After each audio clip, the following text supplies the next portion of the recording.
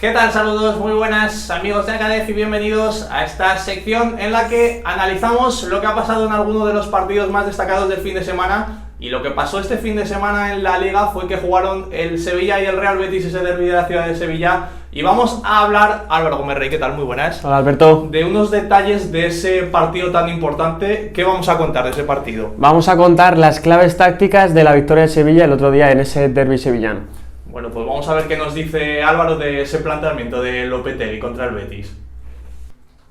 Vamos a analizar las claves tácticas en ese derbi sevillano. Vamos a ver primero ese dibujo inicial con el que formaban los dos equipos. Los dos equipos formaban con un 4-2-3-1. Si bien es cierto que esa figura del Papu Gómez, con esa constante movilidad que tenía, muchas veces parecía o dibujaba el equipo de Lopetegui un 4-3-3, pero bueno, ya sabemos que ese dibujo inicial es simplemente una formación que se ve en diferentes fases del juego, pero al final hay movimiento y vamos a analizar justamente qué pasaba en las fases más importantes del partido, en ese movimiento de esos jugadores en los sistemas que ya hemos comentado.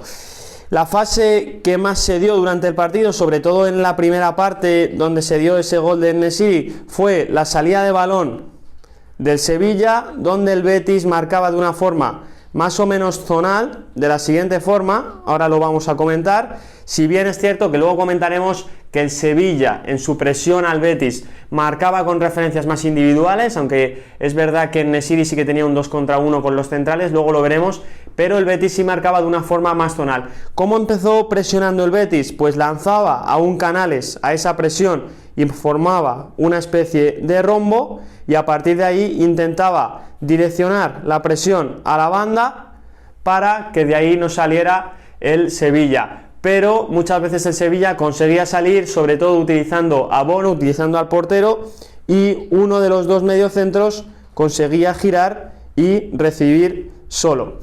¿Cómo solucionó esto el Betis? Pues muchas veces mandando a los dos mediocentros sobre los dos mediocentros del Sevilla e intentando que no giraran, y esa superioridad que le estaba consiguiendo encontrar el Sevilla con uno de los mediocentros solos la impedían. ¿Por qué el Sevilla no consiguió una gran fluidez en el juego? Pese a ese resultado, que luego veremos de dónde surgió ese gol y por qué se decantó el partido.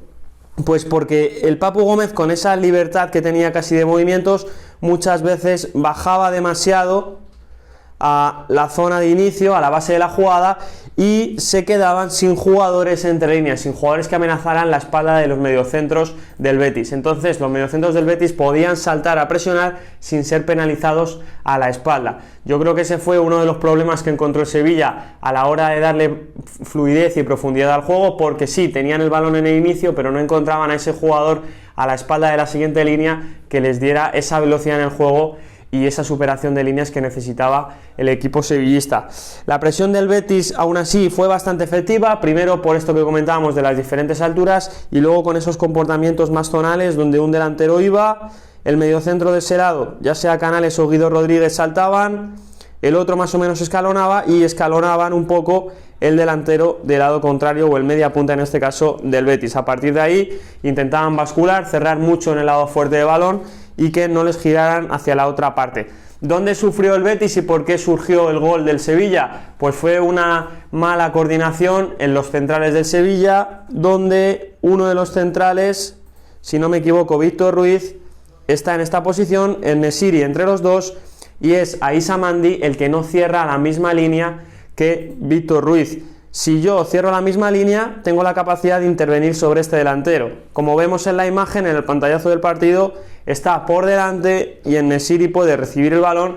Luego, lo que hace muy bien, recibe este balón de Navas, hace muy bien, corta en la carrera a Víctor Ruiz para que no pueda intervenir sobre él. Mandi ya llega tarde porque estaba mal colocado, como vemos en la imagen, y a partir de ahí surge ese primer gol sevillista. Esta fue una de las fases más importantes del partido, donde para mí, si hubiera encontrado esa segunda altura el Sevilla, que únicamente Suso fue el que, cuando desde la banda se metía hacia adentro, daba esa amenaza a la espalda de la línea del Betis, si hubiera tenido eso el Sevilla, yo creo, en mi opinión, que hubiera tenido más peligro y hubiera sido más difícil de contrarrestar por parte del Betis. Vamos ahora a analizar la presión que hacía el Sevilla al inicio del juego del Betis que tenía algún matiz diferente a lo que estaba haciendo la presión el Betis al inicio del juego del Sevilla.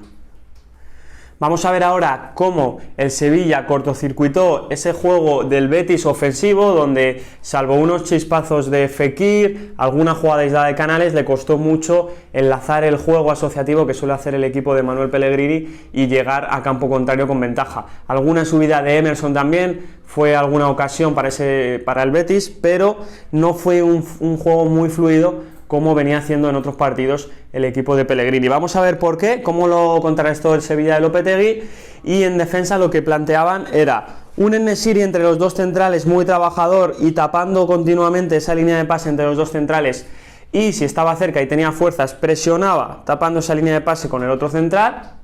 A partir de ahí, el extremo lejano se colocaba en intermedias del central alejado y el lateral contrario, donde por ejemplo si jugaban portero obligaban a que decidiera, donde si conseguían jugar, a veces incluso saltaba Navas y Koundé quedaba con el extremo y se quedaban prácticamente en 1 contra 1 en todo el campo, aunque no se dio demasiado esa situación debido a que el Betis muchas veces no conseguía encontrarlo o no se arriesgaba en la medida de lo posible para intentar encontrar a ese hombre libre que estaba en esas intermedias que planteaba el Sevilla, y el resto de jugadores sí marcando con una referencia mucho más individual, tanto Joan Jordán como el Papu, como Fernando, los jugadores también de fuera, una referencia mucho más individual, y esos jugadores que hablábamos de arriba y los extremos más en intermedias en función de dónde estuviera el balón. Le costó mucho al Betis superar esta presión, fue un partido la verdad que muy táctico, bastante trabado, con pocas ocasiones que al final se llevó el Sevilla de Lopetegui gracias a esa acción mal defendida, en mi opinión, por parte del Betis. Y nada, esto fue el partido, estas han sido las claves tácticas, espero que os haya gustado. Si queréis que analicemos alguno de vuestros equipos favoritos, ponerlo en los comentarios y le echaremos un ojo a ese equipo vuestro favorito o que queréis que analicemos. Esto ha sido todo, espero que os haya gustado y os veo en el próximo Acadef Análisis.